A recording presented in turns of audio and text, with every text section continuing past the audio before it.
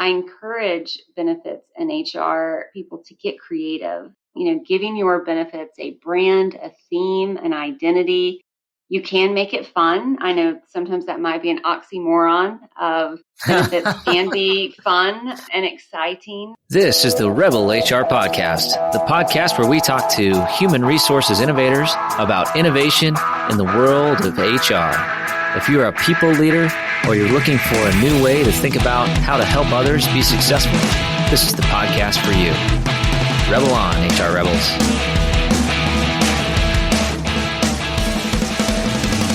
All right, Rebel HR listeners, welcome to the show. I'm extremely excited for this week's discussion. On the show, we have Misty Guinn. Misty is the Director of Customer Advocacy at Benefitfocus, and we are very excited to be talking about health trends. She analyzes health claims data, industry trends, and works closely with suppliers, carriers, and broker consultants to create and manage innovative health plan strategies for associates. Welcome to the show, Misty. Thank you so much for having me. I'm excited to be here. Well, we are excited to have you. And I think the topic that your company focuses on is really interesting and something that's very near and dear to my heart. And that is helping employees become benefits literate. So why don't we start off with, why don't you just kind of give us an overview of Benefitfocus and your work with that organization? Yes. So Benefitfocus, we've been a leader in benefits technology space for a little over 20 years now. So we are a public company listed on the NASDAQ, but we've got about a little over 1,600 associates, with a large chunk of those being dedicated to engineering and our product, and then our customer success service. But we really, truly are unique, I would say, in our approach to how we support benefits administration, because it is about simplifying the complex. Benefits are not known for being simple and easy to understand. And so what's a little bit unique too about us is that, unlike other organizations that serve maybe just a single area of the benefits ecosystem, we serve a lot of different areas.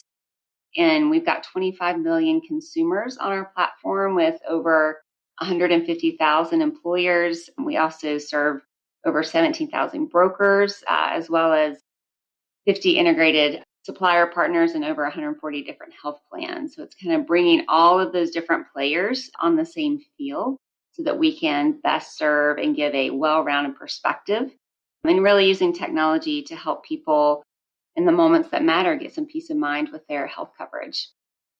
Sure. Yeah, simple and understandable is definitely not a buzzword that I would use for most employee benefits programs. So yeah, there's definitely a need there. Not. It's interesting for me, as an HR professional, over a number of years, there's still a significant amount of questions where it's like, oh, hang on, I'm not sure. I need to check. I need to find out, or I don't remember, what the answer there is. I'm going to have to check the summary plan description. And then just over the last year, the amount of dramatic change because of the regulatory environment. It's like, oh, now we got to do this thing for COBRA, and we have to do this thing for FFCRA, and we got to make sure that COVID stuff's free. It's just been wild. So I'm sure that you've been very busy over the last 18 months or so. What kinds of trends or changes have you seen in your work in the world of employee benefits?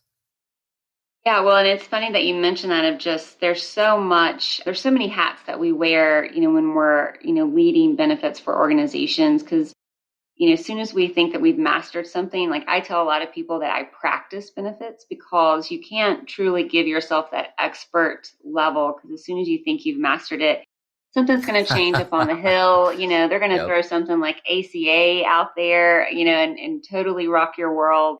Then, of course, global pandemic, a lot of civil unrest things happened, and you're just always having to stay on top of things. And so I think, especially over this past, year and a half, one of the biggest trends I would say with benefits and HR in general would be, we had the opportunity to move from being just a transactional participant within our organizations to truly being that strategic leader at the table, which we should have had a seat there from the beginning. When you look at the company's spend on health insurance and benefits, it's usually right behind payroll, right, and some of that. So I think that's been one of the biggest trends, is that we saw from many different surveys, employees weren't really looking towards the government or their medical professionals or their politicians to know how to navigate this new world or how to protect themselves. They were looking to their employers to take care of them and to support them. And I think with this multi-generational workforce, which is just another fun topic to get into, of how to, that's we don't have time for that show. I know, to like serve all of these different expectations for people. The trend is we can no longer get by with just offering the basic core benefits of like, oh, you have a health plan with dental and vision.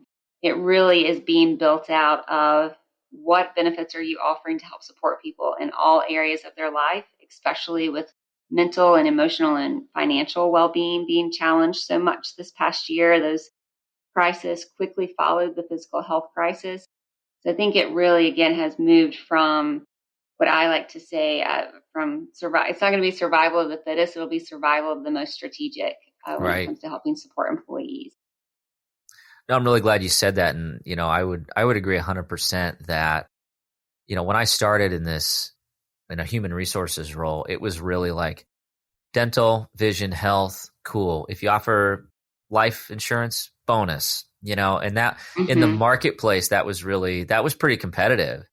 And then just over the last even 5 to 10 years, it's been things like employee assistance program, legal protection, identity theft protection, additional coverage for mental health, student loan repayment programs, tuition assistance, all these types of were previously kind of like nice to have ancillary benefits packages are almost expected. But I think you made a great point that if you're strategic, you can really make a big impact by offering the right types of things that your employees will actually use. So as you look at that and as you work with the vast number of organizations that you work with, what successes are you seeing with organizations who take that strategic lens as it relates to their employee benefits package? Well, we actually did just release what we call our State of Employee Benefits report, where it did look at over the past 4 years, the trends that we're seeing, and the overall theme that I found from those trends were this equation that I feel we've been wanting to achieve in the benefits and HR industry for a long time, which is to cultivate and build smarter healthcare consumers. Because we were able to show from this massive amount of data in our system that there is the power of choice, which means employers are offering more of those options. So like you mentioned, identity theft, legal, pet insurance is a huge one for our furry family members, but as a benefits director and HR person, we all know we can build beautiful and innovative and creative plans that are going to support your employees. But if they're not understanding and opting into them, they're leaving a lot of value on the table. And as we're trying to be competitive in the market, because I feel strongly we'll get back there where we're competing for talent to retain and recruit, benefits can be even more a deciding factor than even salary at this point of what types of things are you offering and how are you educating people. And so I think we've seen through our report that more and more employers are offering multiple plan options. So there's the PPO, but they're also offering an HDHP. They're offering those supplemental coverages like accident, critical illness, because we know those can be those financial safety nets if something does happen. We all learned throughout 2020 that we should try to be more prepared for the unexpected. And so I think with that power of choice, one of the exciting trends that we're seeing is that there's that growth in adoption.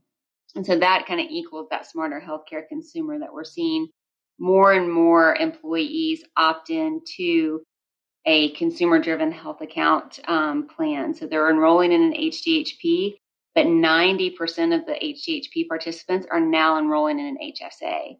Now, they're not maximizing them yet, but they're at least enrolling enough to cover that deductible. And so that's really some of the exciting things we're seeing is that employers are offering, but employees are starting to actually ask questions and opt in to participate, because we So we don't want our employees to be on autopilot with their benefits. Right. I'm a huge cheerleader for active enrollments every year. I know it can be Yep. scary in HR to do that. That's a But pain. I know. Well, it But I doesn't get have it. to be. I It get it. doesn't have to be Okay, if there you you have the go. right technology Fair. and the right strategy to approach it and the right partners, because they can leave so much value on the table and not really opt in to see what's going to be the best fit for them. That's really what we're wanting to. I mean, we're in that age that, you can plug in a few answers and, things like Stitch Fix, they're going to send you a personalized wardrobe, or Spotify's telling me my playlist because of my preferences. Like, we're used to being able to customize and personalize due to where we're at in our life, what's going on, and benefits should be the same. Yeah. And so I think that's really exciting to see some of that starting to catch on fire. Not to use the fire drill word, which No, we that's try and okay. avoid in HR, but we're starting to see no some of fires. that catch fire there, which is a good thing. I think that's a really interesting observation, and it sounds like that report could be really valuable as we are, kind of entering the renewal cycle for many employers, or as an HR professional who has to oversee and advise their executive team on benefits. Having, first of all, just having data, market data that's actionable and actually drives some decision making. That's what your business partners want. They don't want you to come in and say, well, I have a really strong feeling that we should do this, right? Like, okay, great. Pet insurance, right? Like, if I were to go to my CFO and say, hey, listen, this pet insurance thing, this would be really cool. I think we should do this. I think people will like this. He's going to look at me like, why in the world would we add administrative complexity for something that sounds so incredibly silly to me because I don't have a pet? He does have a pet. He has a cute little dog, and he loves pets. So maybe he would be all in. Maybe that's a bad example. But if I could bring a report that says, here's the data on the number of companies who are offering this, and because this number is this low and this interest level is this high, this could be a competitive edge as we go to recruit and retain. That's a whole different conversation, right? That's a binary yes or no from that person who isn't thinking that you're just warm and fuzzy HR person with literal puppy dogs and rainbows in your head. Yeah, exactly. Well, and I think it's true. It's, part of that, being that strategic leader within an organization is having access to that data at your fingertips. And I know for me, it's a great example of, you never want to walk in when it's time for renewals or time for you to go in and present to your C-suite. You never want to walk in with just those feelings or, I'm a huge cheerleader too for employee feedback. And so I believe in collecting that of what your employees want. You need to challenge those assumptions, because we all know what they say when you assume. So you don't want to walk in there and not know, kind of have that temperature check and pulse check on your employees. But I think when you have the data to show that you're being strategic in designing these benefits and what benefits you should offer, I know benchmarking is always huge, because in any industry, most people are going to ask, okay, well, what are the competitors doing? Right. What are they offering? What lifestyle benefits? And that's, like I mentioned before, these younger generations, millennials and Gen Zs, we could talk about them a lot, but the Gen Zers, these young ones, and I have 2 teens in my house, so I always look to them, but Condolences. they've kind of grown up in this age of innovation. So they have no loyalty to like whatever the best platform is going to be next for them to kind of get their information, stay informed. But they also have grown up kind of during a recession and also now during a global pandemic. So they tend to look for the longer term investment. So they're coming into the workforce and now into the benefits as they are coming off of those parents' plans after 26. And they're looking to see, like, what are you investing in me? How are you supporting me more than just me as an employee, but me as a whole person? Right. And so I think when you can bring that data to show that adds value to your plan, because you mentioned pet insurance, it doesn't have to be an administrative burden if you have the right partners and the right platform, and it doesn't cost anything. It's completely employee paid. So many of these voluntary benefits can truly add value without having to kind of damage your bottom line. Absolutely.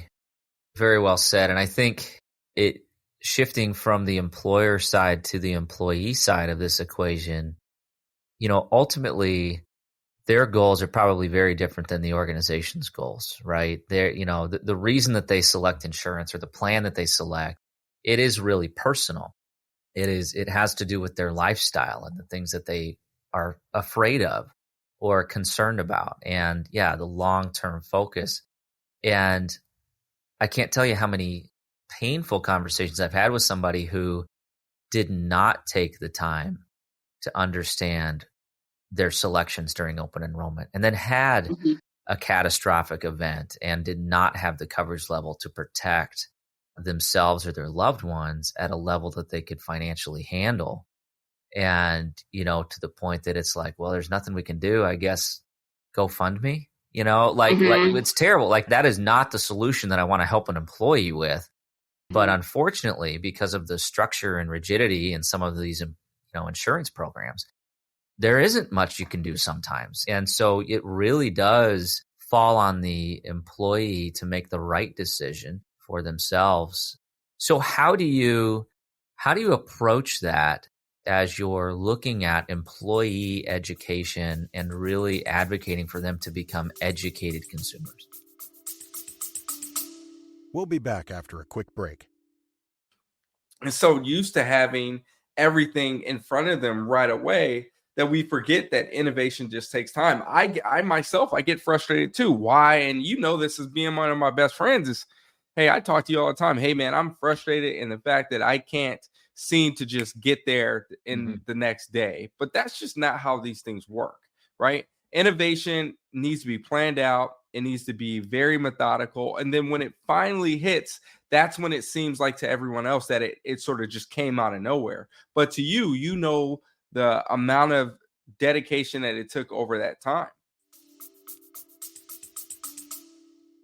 No, I think that's a great point that you make too, that it does somewhat fall on the shoulders of the employee to make the best decision. But with that, I feel that is a very loud call to action for employers to step up to the plate and provide everything possible to make it easy to understand, digestible. And so I think some of the things that I would say are best practices is really learning the basics of benefit literacy. So a lot of people say, okay, what does that mean? And it's like, well, it's almost becoming fluent in a foreign language. I call benefits the alphabet soup with the terminology because it's everything from PPOs to HCHPs, HSAs, LTD, like just learning that basic language. But I encourage benefits and HR people to get creative, giving your benefits a brand, a theme, an identity. You can make it fun. I know sometimes that might be an oxymoron of benefits can be fun and exciting, but I think being creative and meeting people where they're at. So certain things with decision support tools being integrated within your platform so that, we're used to, as I mentioned, with like Stitch Fix or Spotify, Netflix, we're used to being able to answer some questions and get recommendations. And so really tapping in to that AI that lets them know, hey, if you are enrolling in this HDHP, let's make sure that you are covered if something does happen. Here's some recommendations for some financial safety nets with an accident plan or a critical illness plan. I think there's so many things that we can do when it comes to quick videos and testimonials. Those really, I think a lot of people now are watching TikToks or Vines or YouTube, like they're little videos. That's how people are getting their information. Sure. I know it's not necessarily fun to sit down and read an 87-page summary plan description. No one, not even benefits directors, enjoy that. And if they tell you they do, they're lying.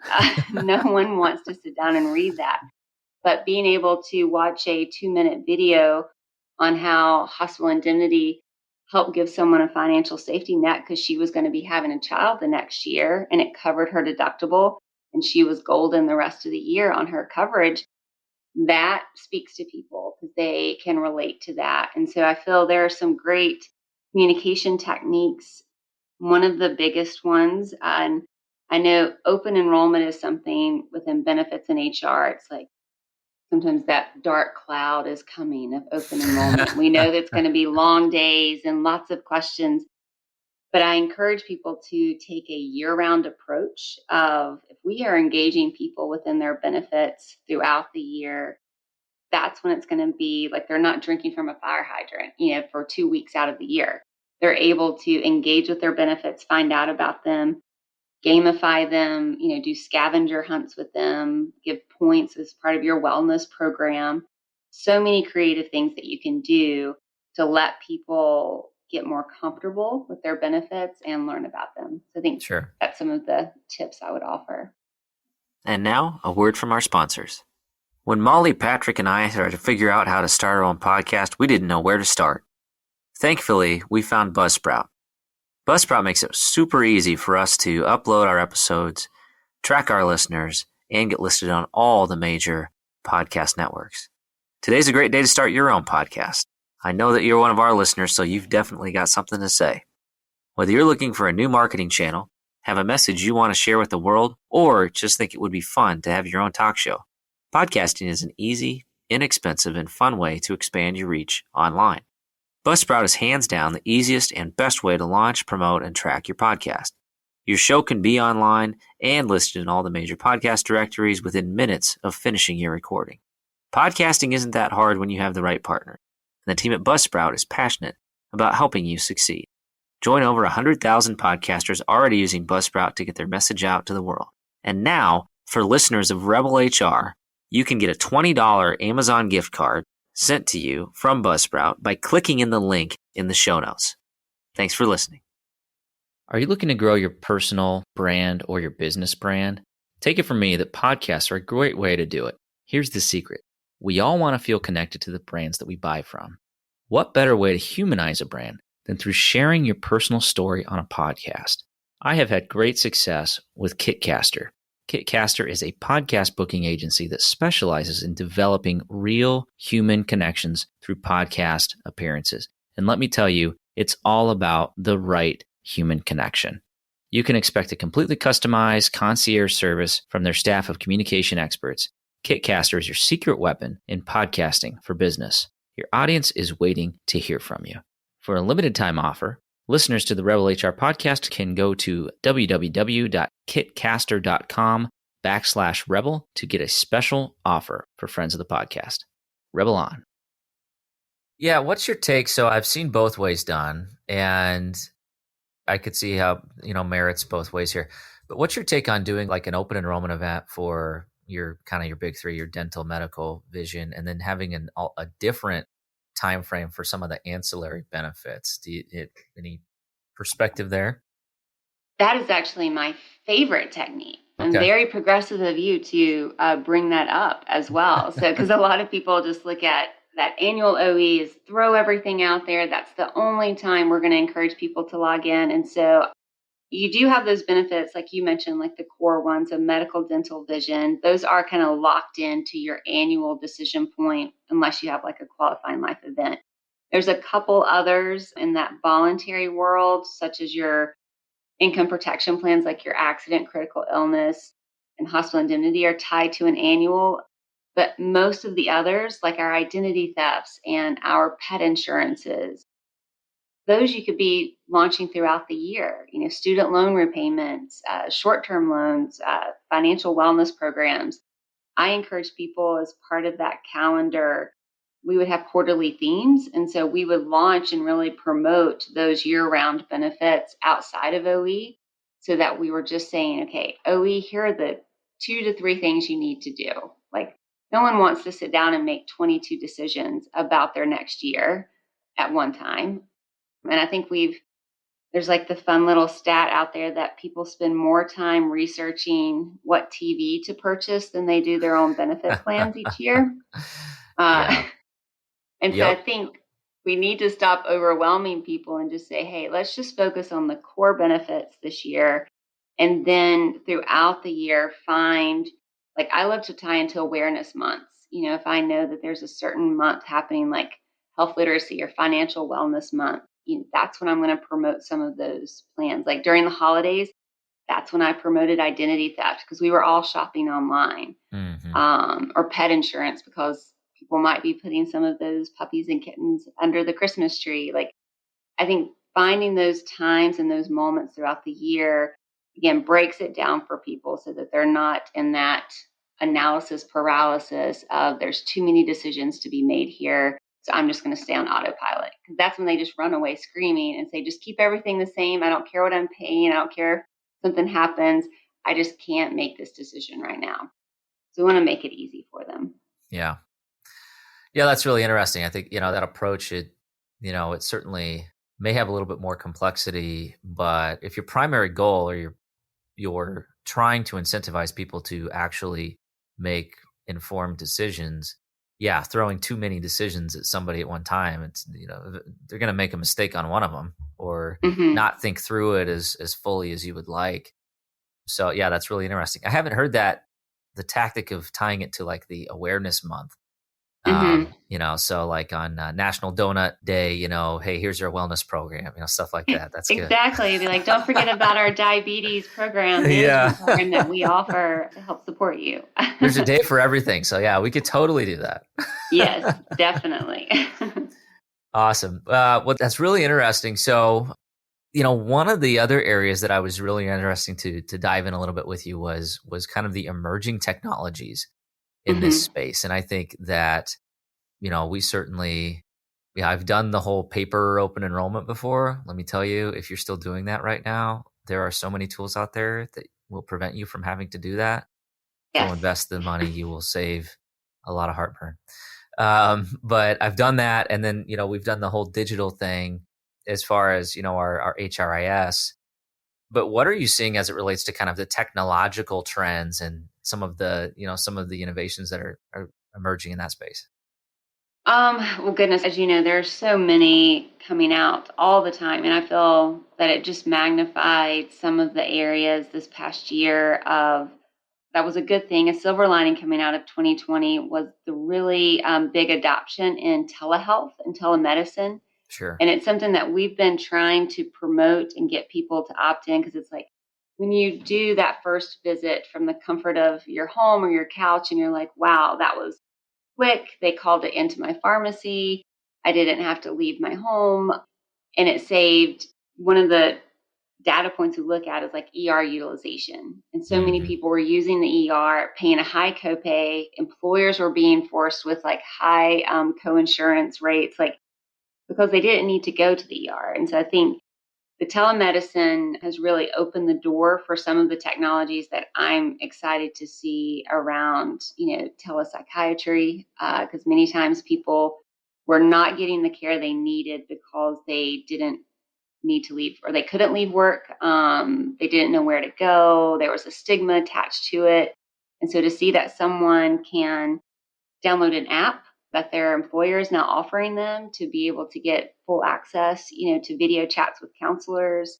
I think the mobile application that carriers are now starting to catch up with and offer that. One of the biggest technologies that and solutions I think is fantastic is around like musculoskeletal issues. And there's partners out there such as Hinge Health, which we just launched for our associates this past year, because as we all know, maybe in our ergonomics of a makeshift home office, we might be suffering from some back and neck issues, but also with deferred care catching up with us.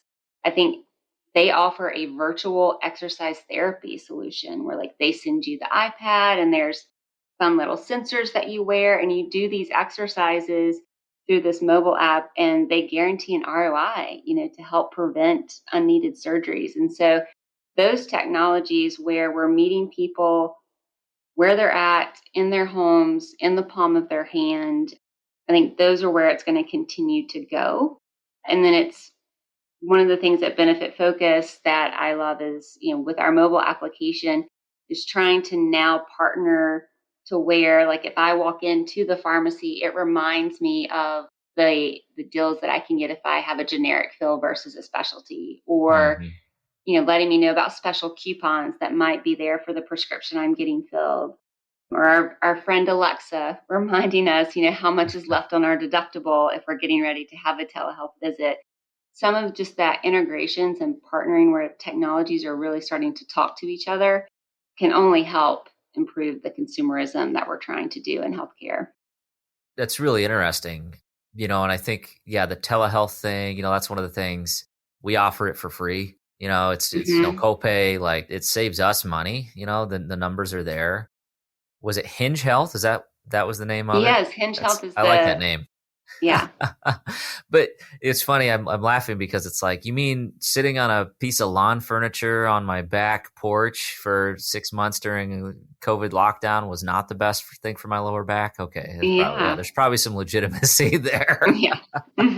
Definitely. So really interesting. So do you foresee this going towards where kind of the world of finance is going, where, that world is kind of becoming the world of fintech? Are we going to have like BenTech in the coming years? Is that the future here? Yes, I believe wholeheartedly in that. And that's something too, just loving to work, in the industry and see that technology, because as I mentioned, there's still like some mystery within benefits. And I feel like people always are looking at me when I say I'm in the benefits, technology world or even benefit industry. And it's like I'm supposed to have a big secret. I'm like, there's really not any secrets. Like it's been overcomplicated for so long. And, one of the things I always joke about with my colleagues at Benefitfocus is getting to peek behind like the wizard's curtain and see, hey, what's the secret? Why is this appearing so difficult? It doesn't have to be. It's great to see that curtain is being pulled aside, and the transparency, as that's another big buzzword you're hearing even from, the Hill, and like what we're going to require of, health plan carriers and medical providers. Like that type of data and information should be driving us to make the Right. best decisions possible.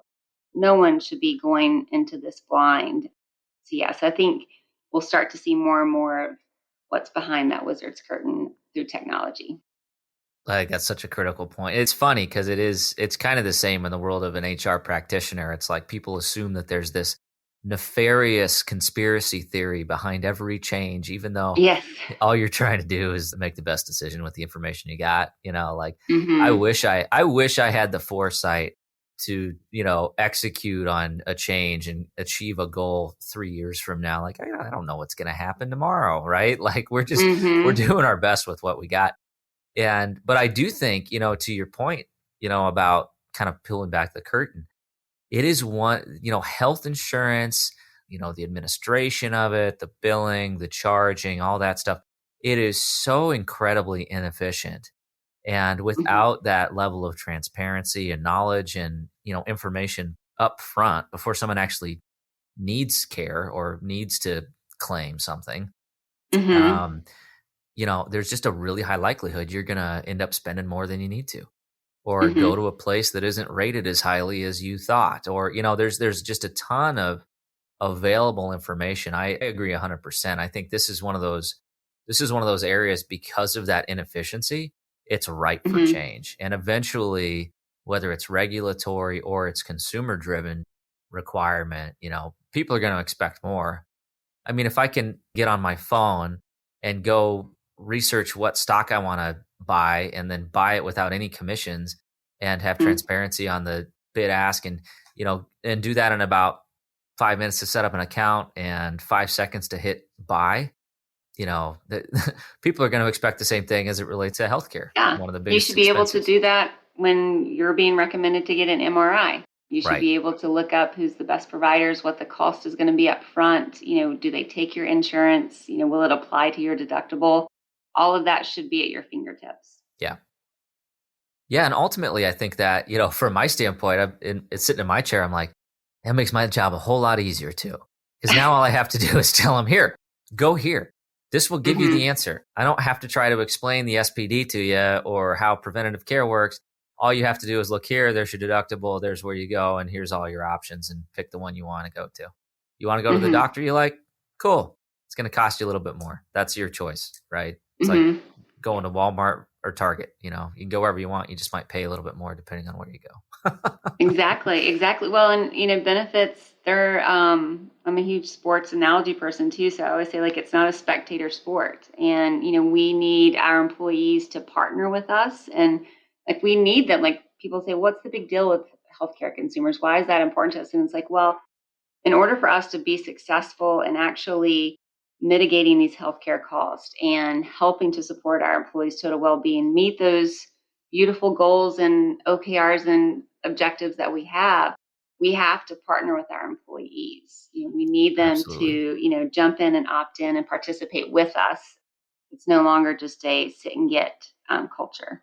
And keeping with the sports analogies, there are also a lot of Monday morning quarterbacks that that have an opinion on how something should have gone, but weren't out there on the field, calling the plays. Exactly. So what are you seeing as far as hurdles that are still ahead for businesses and workers? I think that, just continuing to, as you mentioned earlier, people that have, and I would say employers to specify that, have that fear of change and it being a lot of work up front. So like moving from paper enrollment is, I just feel for people still there. I've been there, but just to see a lot of people are afraid of that change because they don't know what's going to be outside of their control or in their control. And I just encourage people to take advantage of the technology that's there. It's almost like when you get that update on your phone, it takes you a little while to learn all the new things. And then you realize, how did I live without this before? So I think some of those challenges is just going ahead and moving forward to make that change for efficiency and connection and communication.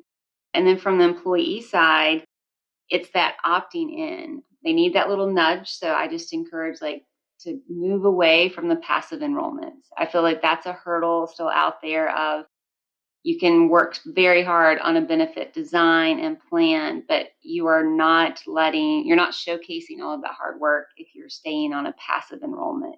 Sure. And so I think making sure you have the right partners and platform and, solutions out there to make it as easy as possible. But I think it still is that partnership with the healthcare system. We still want to encourage people to gain confidence in their benefits knowledge. Like, I might know how to look something up on my phone, but I just encourage people to have a voice. You can ask questions, and please do. No one is expecting you to be a benefits expert, and no one should expect, even their medical provider to have all of the answers. If you don't agree with a certain procedure, ask the question, get a second opinion. So that's just one of the hurdles I hear, is that people just continue to kind of let things go as they've been with status quo and not really look to improve with that progression. Yeah. I would say that's probably one of our biggest struggles at all the organizations I've worked at. It's been the mindset of individuals to think, I just want to be able to go wherever I want to go and hand this card to somebody and get whatever care I need.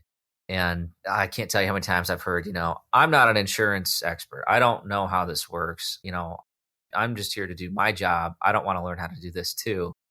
But my retort is usually, well, I think your health is pretty darn important. You might want to be educated on what you're doing here and, step back and look at, okay, how much am I spending on premiums every year? That's a really easy analysis to do. How much am I spending on healthcare costs every year? Is this even the right plan for me financially? Just even stepping back and looking at this on a holistic level can just make a huge difference and ultimately keep an employee happier, healthier, in a better financial situation. That's really the goal here. But there is some personal accountability here, a little bit. Mm-hmm. You definitely do a little bit. need to be, treat it as you would treat any other type of consumer product. I think that's Right. the whole word of consumerism, but it's, wanting people to opt in and use it. It's not something that should just be a card that you pull out and not question. So I think being a true consumer will really help. Yeah. Yeah. And I think, to the individuals that, that are listening to this, mostly HR practitioners, I know they probably have heard this before, but I think the other thing I tell an employee is, listen, change is coming, whether you like it or not. And Mm-hmm. and I can almost guarantee that every single one of your employees at some point is going to have a health issue. Mm-hmm. I mean, that is 100% the way it's going to work. So get educated now before you actually have a health issue, so you know how to handle that health issue, right? No different than if you're trying to retire and you're planning for retirement. Well, you also need to think a little bit morbidly and plan for a health issue as well, right? And become educated.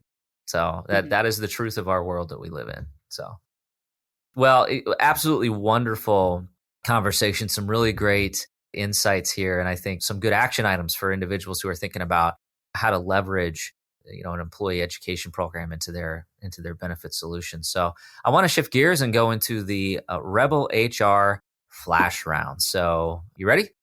I'm ready. All right, here we go. Question number 1. What is your favorite people book? Okay, so this one might be a little bit strange, but because I'm a huge self-help leadership book junkie all the way, but I would say people book, timely to what we've talked about today, is What Broke the American Healthcare System and How to Fix It. And I just say that is that it helped me see how to interact with people in healthcare and how to ask those questions and challenge the assumptions that we all make with that lack of transparency. And it's a great book. It doesn't sound maybe like, oh, this will be a thrilling read to take to the beach with me, but it's just done in such a great story that I feel like gave me so much confidence when I was talking with people in the healthcare system. So I would recommend it.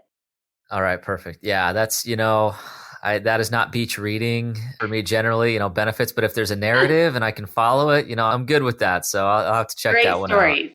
Yes. So, yeah. Okay. Thank you very much for that tip. Question number 2, who should we be listening to? Oh gosh, there's so many. Well, you should be listening to Rebel HR, of course.